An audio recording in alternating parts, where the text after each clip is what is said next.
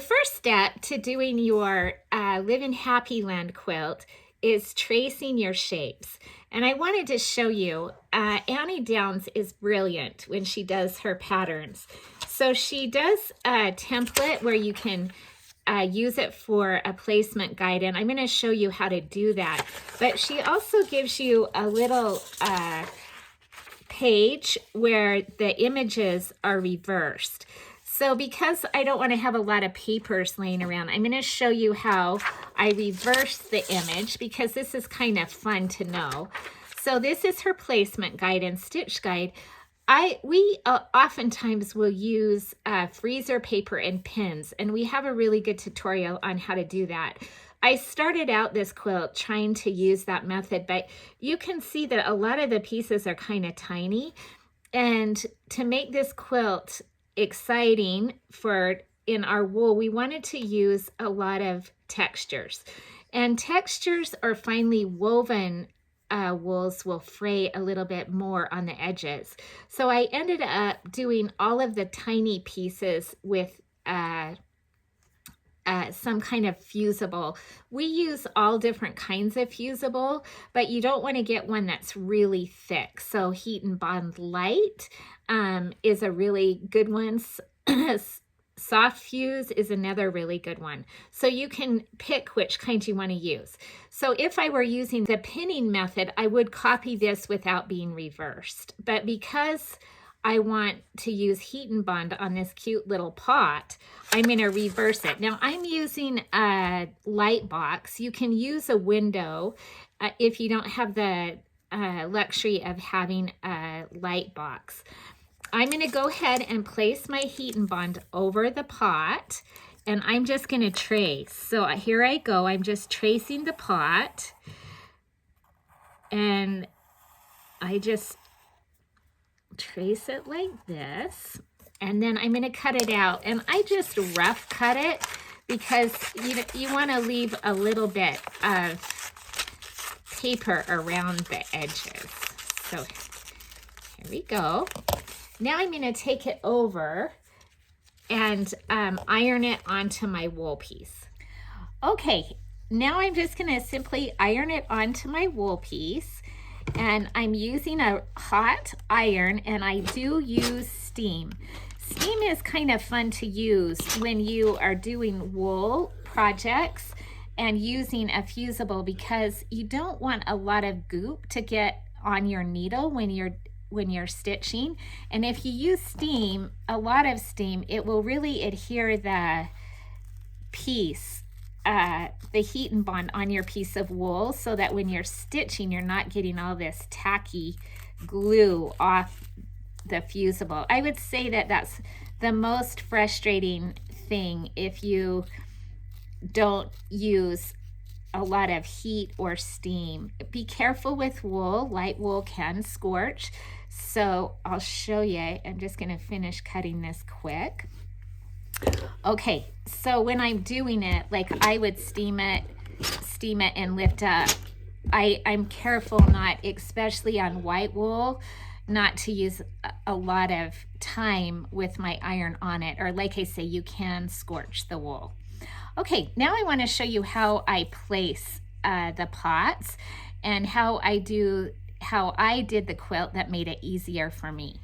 Okay, so now you can see that I have my piece ready to place the pots. And I want to tell you that I did cut the background piece using freezer paper. So if you look at this, because you line the fabric pieces with Heat and Bond, I didn't want more thickness on my pieces. So I traced these on freezer paper, and I just used the trace line provided on the pattern to get the right lines. And if you can hear a little cute voice in the background, that's my grandson. So now that I've got that, I just place all my shapes on the piece. So you can see, it makes it really fun because she does such great placement guides. Make sure that your Heat and Bond sticky side is face down, and you can see I just go around, and it's really quite quick to do this.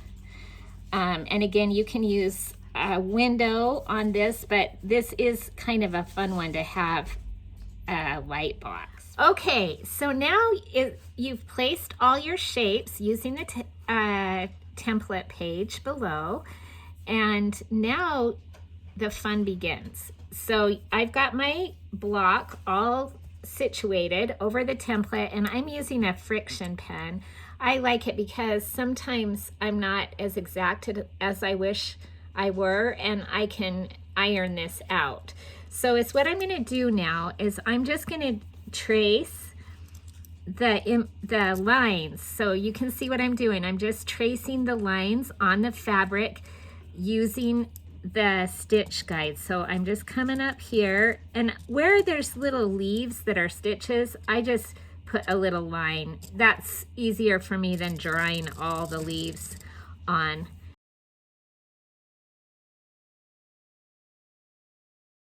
Now all my lines are on. Okay, so now you wouldn't want to iron this again, because if you iron it again, your lines are gonna go away. So now that you've done this, it's done and no more ironing. Okay, so now I've laid out my block, and and I've placed all the shapes exactly where I want them to go.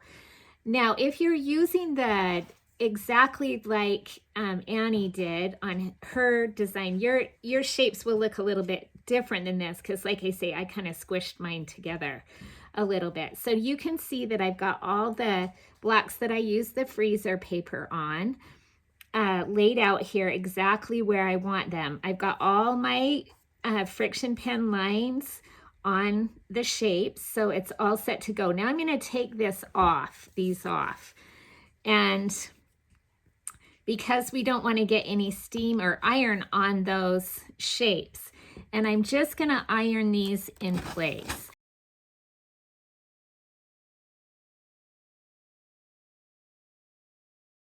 The neat thing about this quilt is this one also was a freezer paper one, but it didn't matter because there weren't any friction lines on it. But the neat thing about this whole quilt is the beauty of hatched and patched quilts is if you're not completely exact, they turn out so cute anyway. Now that all of this is ironed on, you can see I use a little applique pen and applique the other shapes in place. So the reason I do that is because I love to carry my blocks around. So I carry them to the doctor's office. I carry them all everywhere.